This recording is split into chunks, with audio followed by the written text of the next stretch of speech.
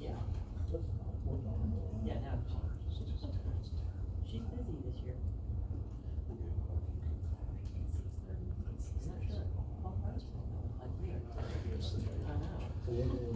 I guess go ahead and call this meeting to order. Everybody's here but Sandy.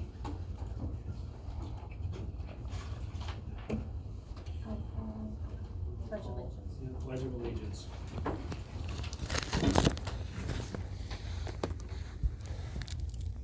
Pledge allegiance to the flag of the United States of America and to the republic for which it stands, one nation, under God, indivisible, with liberty and justice for all.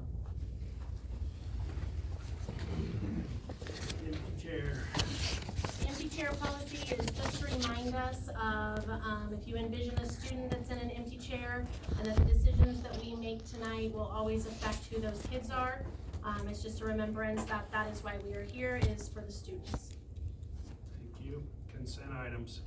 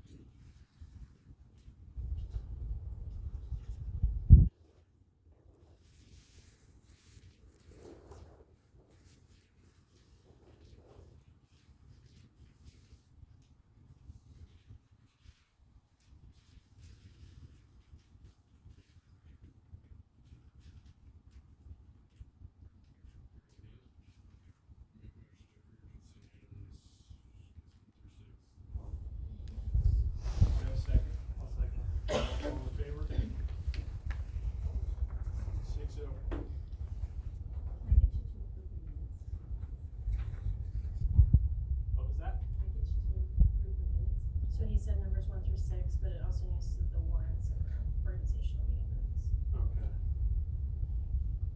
I'll make a motion to approve the organization meeting minutes, general fund, minutes, financial reports, 1 through 6. Is there a second for that motion?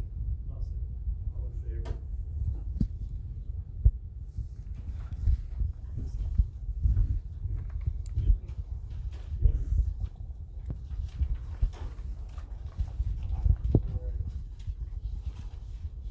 Citizen comments, 3 minutes. Good evening. I'm Linda Roan Tittle, and I would like to say a prayer. Dear Heavenly Father, I come before you with a humble heart, asking for guidance and perseverance for what is true, right, and honorable in your eyes. I know that Jehovah El Roy, that you are watching over every move, action, and decision we make over the children of our community. Lord, you put a higher calling on all our lives as we take on these positions over our school and teachers and children, making policy and regulations and procedures, picking out good educational materials and books. I pray over each and every board member, Ross Cox, Stephanie Johnson, Mark Coleman, Sandy Collins, and Lord, I offer up a special care for Sandy, that you will send Jehovah Rapha, our great healer and physician, that would give her a mighty and quick healing. Over Bruce McCain, Darren Summers, and Dan Brooks. Over the administration, our superintendent, Dietrich Crawford, and principal, Andrew Cordy, and our secretary of board, Joanna Baskell, and all the staff and teachers that it takes for our school to function well as they begin the new school year. Thank you for the men and women who have dedicated their careers to teaching, leading, and serving our community. I pray that the classrooms and school building can be a place where love, joy, peace, patience, kindness, goodness, gentleness, faithfulness, and self-control can flourish. I pray for the teachers and staff, giving them the ability, strength, and energy with creativity and abundance of compassion towards the students. Protect their mental and physical health as they work hard to create a safe and happy place of learning. And I pray over you Numbers 4:24 through 26. The Lord bless you and keep you. The Lord make his face shine upon you and be gracious to you. The Lord lift up his countenance upon you and give you his peace. And as Doug and I prayed this week, we felt there might be a need, and I just wanted to present it to the board, that if there's any 3rd or 4th grader that might need some assistance with help in their reading, that we would like to donate some time, that if you could help us in finding out if there's approval from the parents, the teachers, if there's some books that they might like for them to read, we could maybe meet over at the school library or at the city library after school sometime. I would leave it in your hands to kind of give us some guidance as to how we could do that. Thank you. Anyone else? Yeah, I would like to offer some thanks. It's rare for me.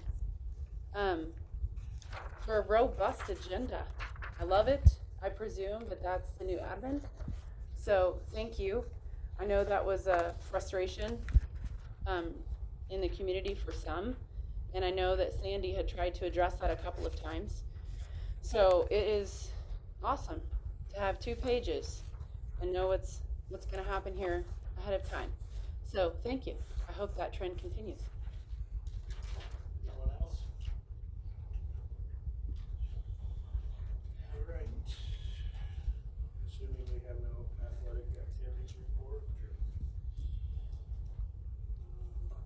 Minutes are in the packet for the Northwest Kansas cities. George, you're up for Ace. Good evening. Thank you for the opportunity to serve for another year for the Votek College. Exciting things are happening up there. If you want to see something real exciting, you can get on Facebook and watch the annual jalapeno eating contest today. And they literally spiced it up a little bit and added some habaneros. So if you want to watch some young kids who think they can do more than they can, get on Facebook and watch that. It's quite humorous for that. 3 new programs are up and running or coming. Land surveying, and I talked about that earlier. 12 credit hour program. They're finding it very, very difficult to find land surveyors, so they've started that program. The healthcare specialist, which is truly a free nursing program, and that is starting this fall. They got that approved, so it's pre-nursing, but they call it healthcare specialist. And the last one I've talked to you about is the lineman program. That is set to begin in fall of 27. They have to go through all the curriculum. They've been talking to partners. Different partners have already donated poles. They have one that's almost to the point of donating a bucket truck and things to the college. So there's a big need for that. So there's a lot of excitement for that program as well. The Tech College started some classes today, so there are a lot of people in Goodland. Some not as great news, and maybe this is what you guys are finding. Their health insurance premium is going up another 24%. They went up 28% last year, and they furnish a single premium paid to every staff member, and they're saying they're going to have to look at that. They don't know if they can continue to do that, and you guys have been insurance as well. The House Bill 24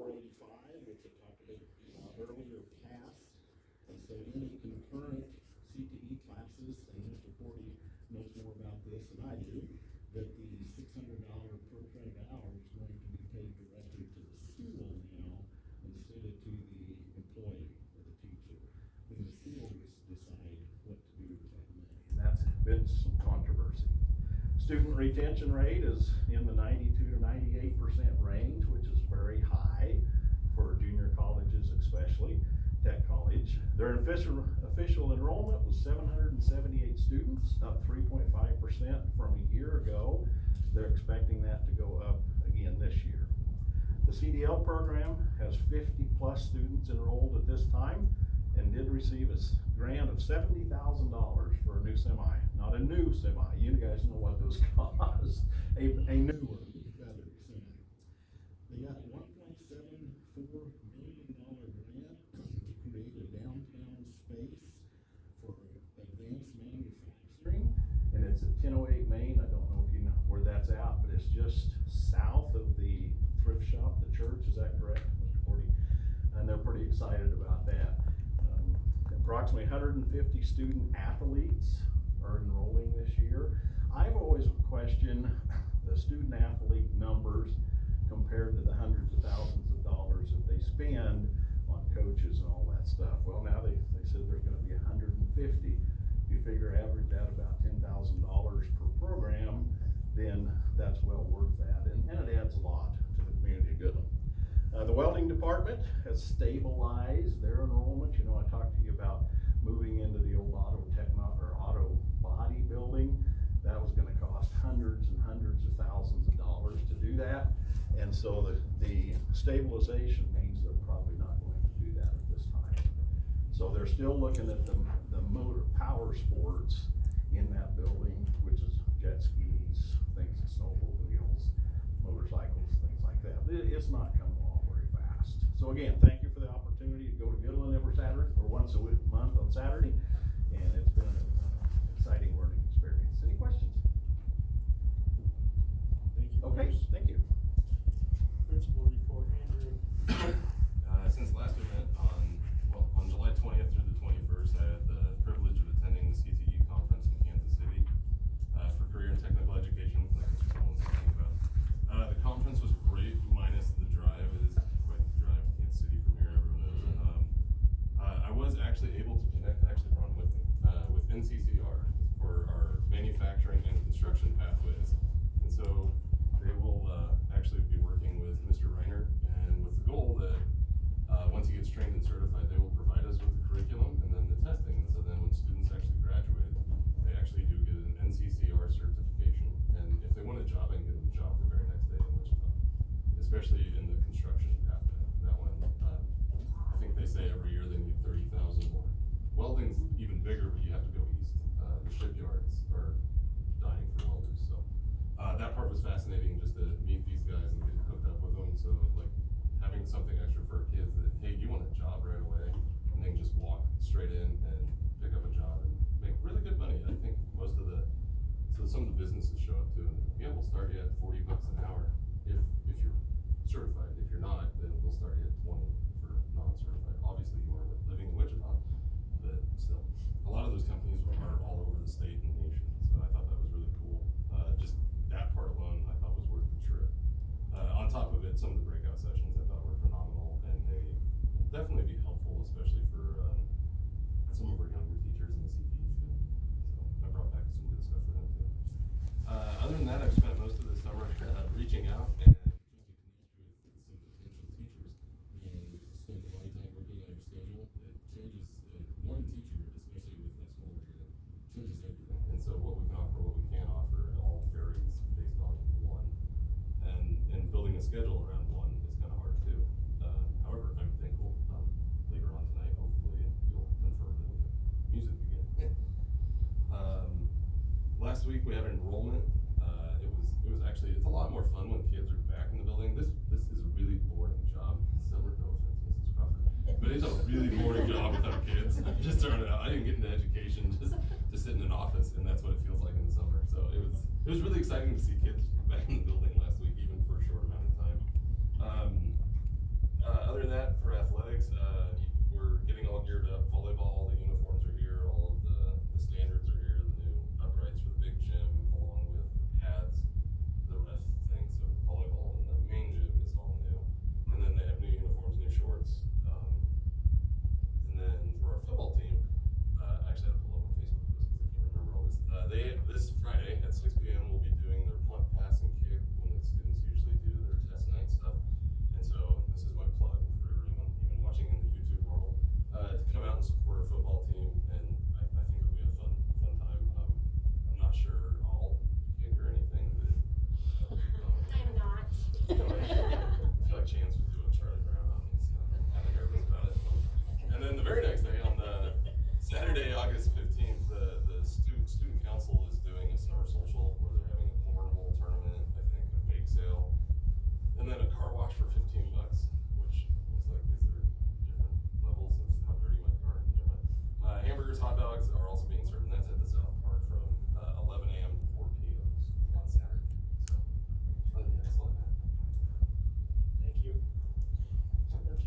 do you have? So we had enrollment last week. Had a few more enrollees come in today. So we were happy that at the end of today we're at 134 kids. So that is definitely good news. Our budget is currently based upon last year's enrollment number, which was the 134.9. Don't ask me how you get a 0.9 of a kid, but we do.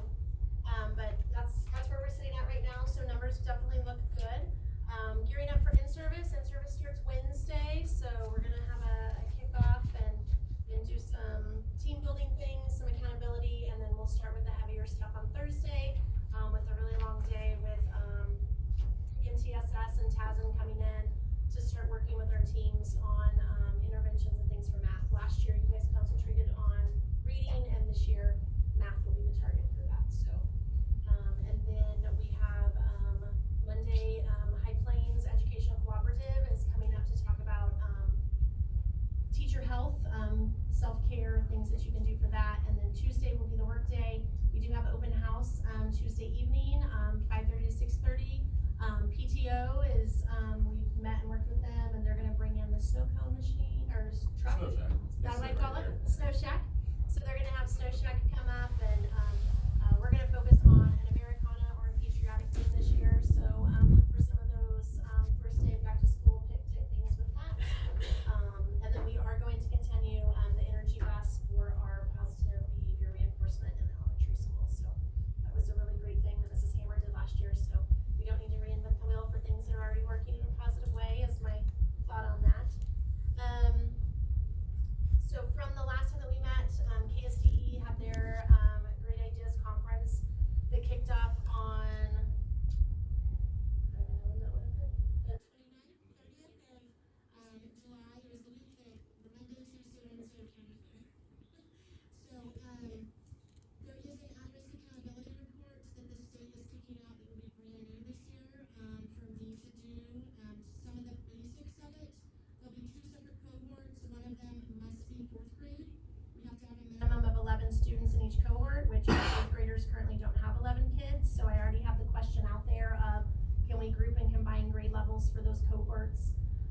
The main thing is you have to be able to have a minimum of 4 to 5 years of state assessment data to make sure that you're meeting your goal. You have to have 2 goals. One will be for reading, and then one will be for math. And if you don't make your goals by the end of that 5-year period, they will start having cuts to your at-risk fund.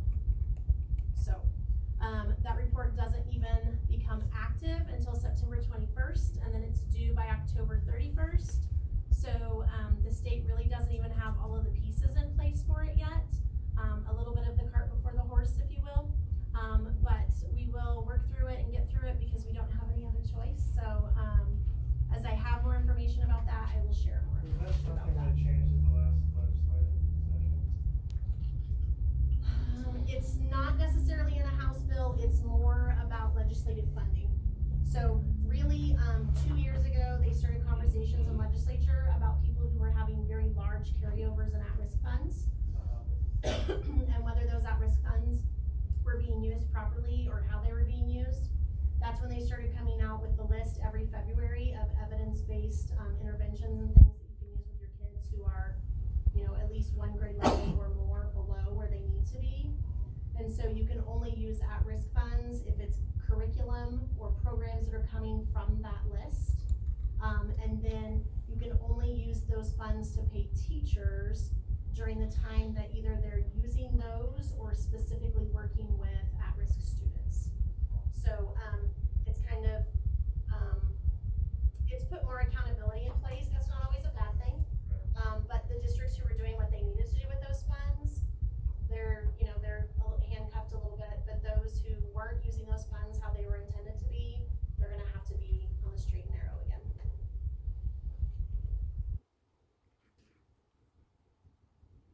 That's all that I have. Thank you. So we're going to use this executive session. Okay.